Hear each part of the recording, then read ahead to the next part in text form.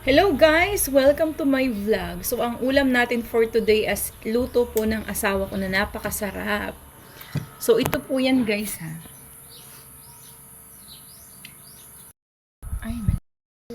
Ayan guys. Ayan. Siya po, ang menu po niya, ang mga lahok po at mga ingredients niya, ayan, in English at Tagalog, ay hipon, kalabasa, meron din po siyang kangkong at saluyot. Ayan, ginisa lang po siya at nilagyan po siya ng Mamacita's oyster sauce. Ayan. Ayan, happy eating po mga mi. Ayan, sarap po niyan. So, ayan guys. Ayan, napaka-healthy po ng ating gulay. So, sa kalabasa na lang po is pampalinaw ng mata. And hipon seafoods po yan, oh. Ayan.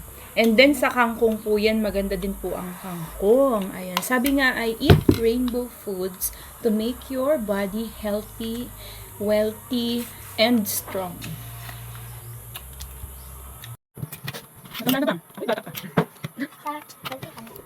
Ayan guys, so nakain na sila guys.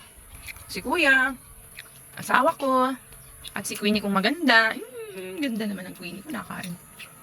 Ayan guys, simple lang po ang kainan namin dyan. Simplicity is beauty nga mga mi. Ayan din sa pusa namin. Kawawa naman yung sa pusa, balat na lang. Kain-kain tayo ha. Hindi kong kayo sa probinsya natin. Hindi ko lang kung hindi namin. Ano guys? Mabilis na lang.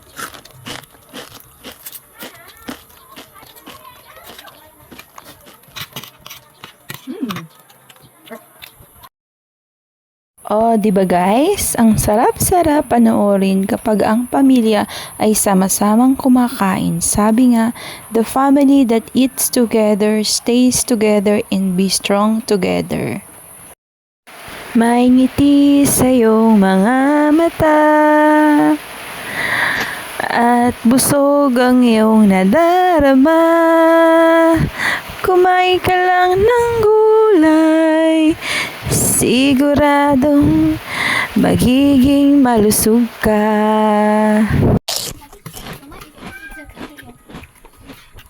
Wala nyo ha. Kain.